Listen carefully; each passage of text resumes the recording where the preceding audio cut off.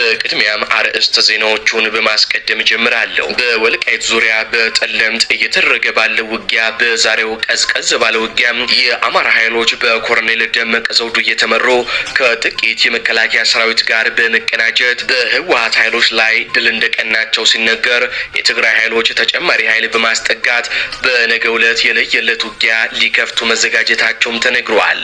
ጄኔራል ታደሰ ወረደ የተቀበረ ቦምብ አለ ሲሉም ስለ ሁኔታው የተናገሩ ሲሆን በጦርነቱ ጉዳይ አዲስ መግለጫም ሰጥተዋል።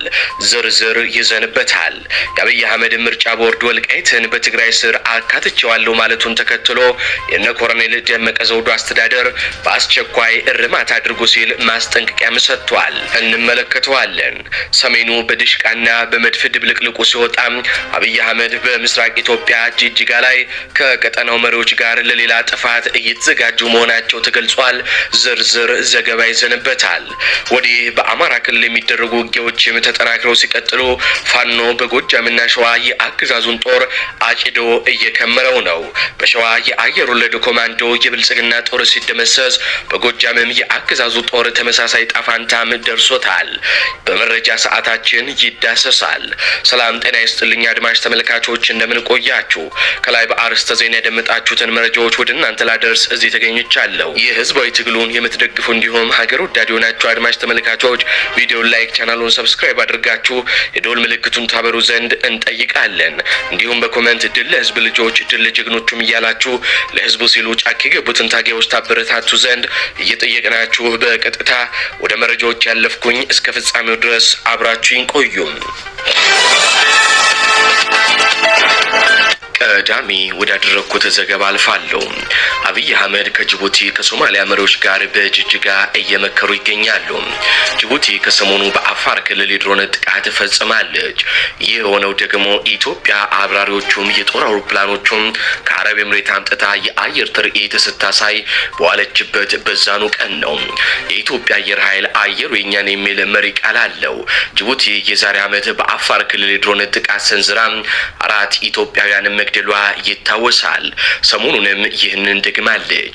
ኢትዮጵያ ወደብ አገኘው ብላ ከሶማሌላንድ ጋር ከዚህ ቀደም ተፈራርማ እንደነበረ ይታወቃል።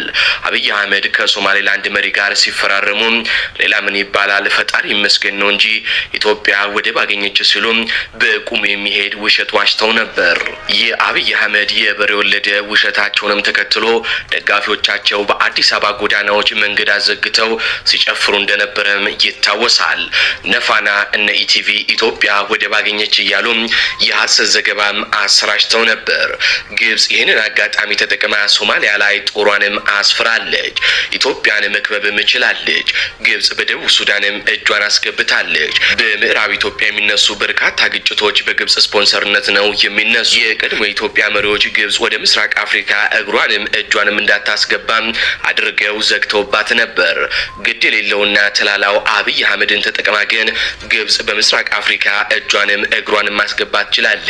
በአብይ አህመድ የከሸፈና ለጎረቤት ሀገራት ስጋት በሆነ ዲፕሎማሲ ምክንያት ኢትዮጵያ ከጎረቤቶቿ ተጣልታም ጎረቤቶቿ ወደ ግብጽ እንዲያቀኑም አድርጋለች። ግብጽም አጋጣሚውን ተጠቅማ ኢትዮጵያንም ከበባ ውስጥ አስገብታለች። ግብጽ በኤርትራ በሱዳንና በሶማሊያ በርካታ የጦር ሰፈሮችን ገንብታለች።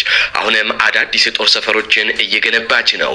ይህ ከአብይ አህመድ በፊት ባሉ የኢትዮጵያ መሪዎች ታይቶ የማይታወቀው የግብጽ ከበባ በአብይ አህመድ ዘመን ግን ግብጽ ኢትዮጵያን 360 ዲግሪ እንድትከብ ሆናለች። የግብጽ ፖለቲከኞች ዶናልድ ትራምፕን ኢትዮጵያ ላይ ጫና እንዲያደርጉም እያግባቧቸው ነው። የግብጽ ፕሬዝዳንት አልሲሲ ሰሞኑን ዳቮስ ላይ ትልቅ ፖለቲካ እንደሰሩም ይታወሳል። ዳቮስ በአመት አንድ ጊዜ የሚደረግ የዓለም ሀያላን ሀገራት እስከ ደሃ ሀገራት ድረስ መሪዎቻቸው የሚገኙበት ትልቅ ስብሰባ ነው። በዚህ ስብሰባ ግን የኢትዮጵያው መሪ አብይ አህመድ አልተጋበዘም። የቀድሞ የኢትዮጵያ መሪዎች በዳቮስ ይጋበዙ ነበር። አብይ አህመድ ስልጣን ላይ ከወጣ 7 ዓመታትን ተሻግሯል። በእነዚህ 7 ዓመታት ግን አብይ አህመድ በዳቮስ የተጋበዘው አንድ ጊዜ ብቻ ነው። የግብፁ ፕሬዝዳንት ዘንድሮ በዳቮስ ተገኝተው ዶናልድ ትራምፕን ኢትዮጵያ ላይ ጫናም አድርጉ ብለዋቸው አሳምኗቸዋል። ዶናልድ ትራምፕም በፍጥነት ኢትዮጵያ አስገዳጅ ስምምነት በግድቡ ዙሪያ ማድረግ አለባት ብለው ማስጠንቀቂያ ሰጥተዋል። ጅቡቲ ሰሞኑን በአንዲት ጎረቤት ሀገር መፈንቅለ መንግስት እየተጠነሰሰብኝ ነው ብላለች። ሶማሊያ አሊያም በሶማሌላንድ ጉዳይ ኢትዮጵያ ላይ አሁንም ቂም እንደቋጠረች ነው። ዛሬ ሁለቱ የሶማሌና የጅቡቲ ፕሬዝዳንቶች በጅጅጋ ይገኛሉ። ትላንትና ከአብይ አህመድ ጋር አንድ ሪዞርት ሲያስመርቁም ታይተዋል። ስለምን እንደሚነጋገሩ ግን እስካሁን የታወቀ ነገር የለም።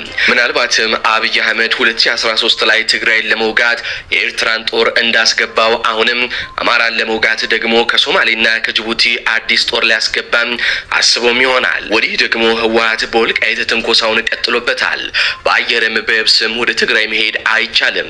የአብን አመራር የሆነው ጋሻው መርሻ የኛ ጉዶች ከህወሓት ጋር ሆነው አብረው ወደ አዲስ አበባ እገሰግሳለሁ ካሉ አብረው ይደቆሳሉ ሲል እንደለመደው የባንዳነትና የጡት ነካሽነት አለፍ ብሎም ለአብይ አህመድ የማሸርገድ ስራውን ቀጥሎበታል። የኛ ጉዶች ያላቸው ፋኖን መሆኑን ነው። ይህ እንዲህ እንዳለ ደግሞ ምርጫ ቦርድ ወልቃይትን እንደ ትግራይ ነው የምቆጥረው ሲል መግለጫ አውጥቷል። በአብይ አህመድ የሚዘወረው ምርጫ ቦርድ ወልቃይት የትግራይ ነው ብሏል። ይህንንም ተከትሎ የኢትዮጵያ ብሔራዊ ምርጫ ቦርድን ውሳኔ አልቀበልም ሲል የወልቃይት ጠገዴ አማራ ማንነት አስመላሽ ኮሚቴም አስታውቋል። የወልቃይት ጠገዴ አማራ ማንነት አስመላሽ ኮሚቴ የኢትዮጵያ ብሔራዊ ምርጫ ቦርድ በመጪው ግንቦት ወር ለሚካሄደው 7ኛው ሀገር አቀፍ ምርጫ የወልቃይት ጠገዴ ሰቲት ሁመራ ዞንን በምዕራብ ትግራይ ምድብ ስር እንዲሆን የሰጠውን ውሳኔ አልቀበልም ሲል ውድቅ አድርጓል። ኮሚቴ